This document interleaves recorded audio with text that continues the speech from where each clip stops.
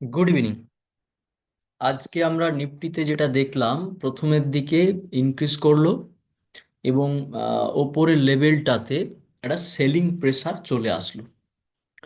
তো ফোমোতে এন্ট্রি হয়েছে রিটেলের এবং ওই জায়গাতে একটা ট্র্যাপ আইডেন্টিফাই করা গিয়েছিল।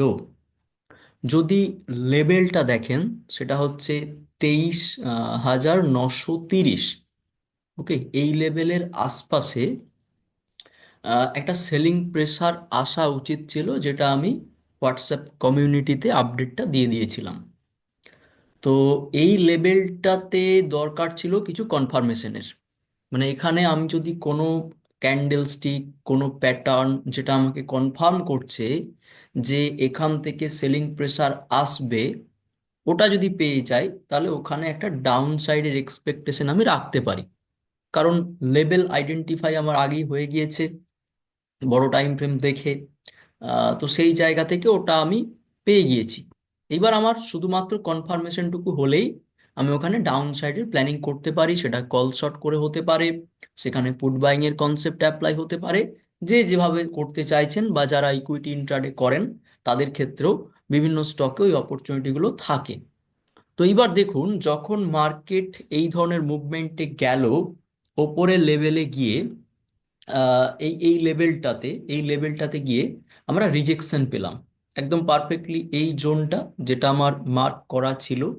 আহ, এখানে দেখুন 3 মিনিটের টাইম ফ্রেমের চার্টেও এই ব্যাপারটা ভিজিবল হচ্ছে, এখানে রিজেকশন আসছে। আবার যদি আমি 5 মিনিটের টাইম ফ্রেমের চার্টটাতেও দেখি, সেখানেও দেখছি যে এটা ক্লিয়ারলি ভিজিবল হচ্ছে। তাহলে এই লেভেলটা আমি আগে আইডেন্টিফাই করে রাখলাম, সেখানে দেখলাম যে কোনো কনফার্মেশন আমি পাচ্ছি কিনা, সেটা পেয়ে গেলাম। তাহলে এইখানেই যদি একটু ফার্স্ট হ্যান্ড থাকে, একটু রিস্ক নিয়ে যদি কাজকর্ম করা যায়, এই জায়গাতেই করার প্ল্যানিং থাকতে পারে। আবার যদি আমি আর একটু কনফার্মেশন নিয়ে করতে চাইছি, তাতে হয়তো একটু পরে আমার এন্ট্রি হচ্ছে ঠিকই, কিন্তু আমি আহ, আরো একটু শিওর হয়ে কাজটা করতে চাইছি। তো সেই জায়গাতে এন্ট্রির পয়েন্ট ছিল এটা। মানে ওই জোনে যখন আবার একবার হিট করলো, সেখান থেকে যখন রিজেকশন দেখাচ্ছে, দেখুন পারফেক্টলি ওই লেভেল থেকে ফলটা শুরু হয়েছে এবং এই সমস্ত লেভেল অবধি ইজিলি অ্যাচিভ করে গিয়েছে। পরবর্তীকালে এই রকম জায়গাতেও একটা সেলিং জোন ছিল এবং সেটাও রেসপেক্ট করে প্রাইস ডাউন সাইডে এসেছে। তো এই ব্যাপারটা আমরা অবজার্ভ করলাম। ইজিলি করা যায়, এটা খুব ইজিলি ব্যাপারটা করা যায়। তো এটা নিফটিতে এই প্ল্যানিং রাখলে এটা হয়ে গেল। এইবার যদি আমি ব্যাংক নিফটির কথা বলি, ব্যাংক নিফটিতেও দেখুন, ব্যাংক নিফটিতেও খুব সুন্দর এখানে একটা ট্র্যাপিং কনসেপ্ট কাজ করেছে। দেখুন এটা। আচ্ছা, এইখানেও 3 মিনিটের টাইম ফ্রেমের চার্টে আমি দেখছি ওপরের লেভেলে একটা ফোমো ক্রিয়েট করেছে। ওপরের লেভেলে ফোমো ক্রিয়েট করেছে। যারা ফোমো কনসেপ্ট জানেন, ইন্ডেক্সের ক্ষেত্রে ভীষণ রকমের এফেক্টিভ হয় এটা। তো সেটা এইখানে অ্যাপ্লাই করা গিয়েছে।